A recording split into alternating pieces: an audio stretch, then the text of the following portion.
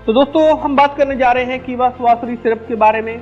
आइए इस प्रोडक्ट के बारे में थोड़ा सा डिटेल में जानते हैं। कीवा स्वासरी सिरप, इसके अंदर बेसिकली एक ट्रिपल एक्शन फार्मूला जो है वो इस्तेमाल किया गया है।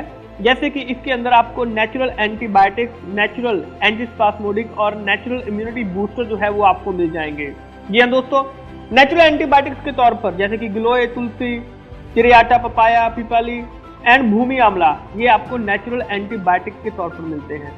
नेचुरल एंटीस्पास्मोडिक, वसाका, कंथकारी मुलेठी, दालचीनी, तेजपत्ता, कंथकारी पुदीना, कपूर कचरी, लसोड़ा बंसपा, भृंगराज, कलमी शोरा और अजवाइन, ये आपको नेचुरल एंटीस्पास्मोडिक के तौर पर मिल जाते हैं। और वही नेचुरल इम्यूनिटी बूस्टर, आंवला, गिलोय, हरिद्रा, गोखुरा, लौंग, अमलतास, सुंठी, ब्लैक पेपर, इलायची, सौंफ, ये आपको नेचुरल इम्यूनिटी बूस्टर के तौर पर मिल जाते हैं। ये दोस्तों अगर बात की जाए जैसे कि नेचुरल एंटीबायोटिक्स, तो ये बेसिकली क्या करते हैं कि हमारी बॉडी में एंटीबॉडीज को ये बूस्ट करने का काम करते हैं, जो कि बॉडी के अंदर कोई वायरस है, कोई इन्फेक्शन है तो उसको खत्म करने का, उसको बॉडी से बाहर निकालने का काम करती है। नेचुरल एंटीस्पास्मोडिक जो है ये ब्रीथ लेवल को इंक्रीज करती है, जैसे कि चेस्ट और नेजल कंजेशन वगैरह है, नाक बंद है, छाती जाम है, तो उसमें ये उस चीज को रिड्यूस करती है। और increase immunity, natural immunity booster, जैसे कि आपकी बॉडी में जो इम्यूनिटी है उसको बढ़ाने का काम करती है। जो सीजनल फ्लू आ रहे हैं, अस्थमा के अटैक आ रहे हैं, कोल्ड है या कफ है, तो उसको भी ये कम करने का काम करते हैं।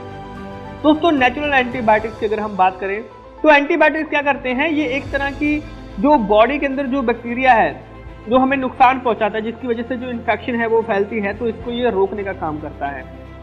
ये बैक्टीरिया को किल करता है, राइट, और उसको रिप्रोड्यूस होने से या अपने आप को कॉपी करने से, अपनी संख्या को बढ़ाने से रोकता है।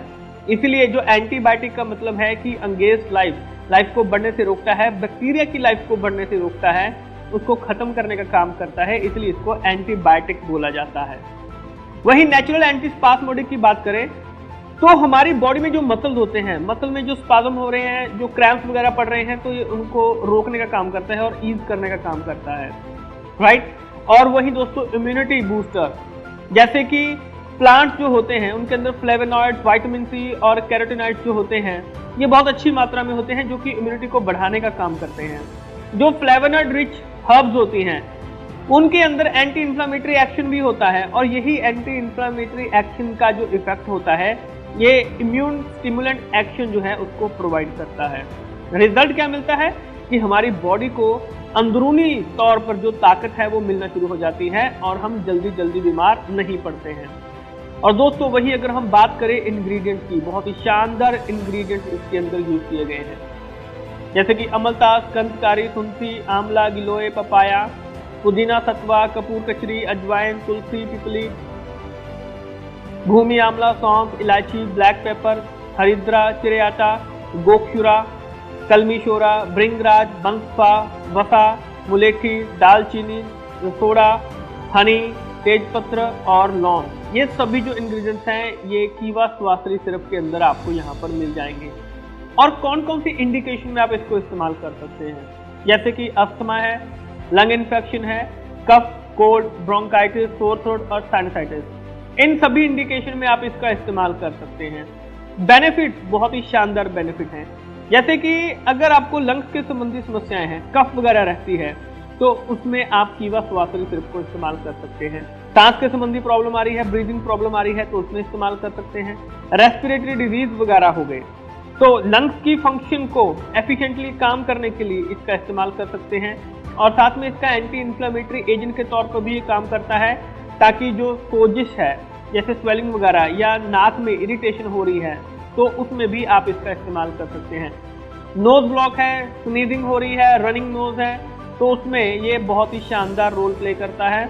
और स्वेलिंग को कम करने के लिए, इरिटेशन को और चेस्ट में म्यूकस प्रोडक्शन को कम करने के लिए भी आप स्वासरी सिरप का इस्तेमाल कर सकते हैं। और दोस्तों अब लास्ट में इसको इस्तेमाल कितना करना है, यानी कि डोसेज बहुत ही सिंपल डोसेज है।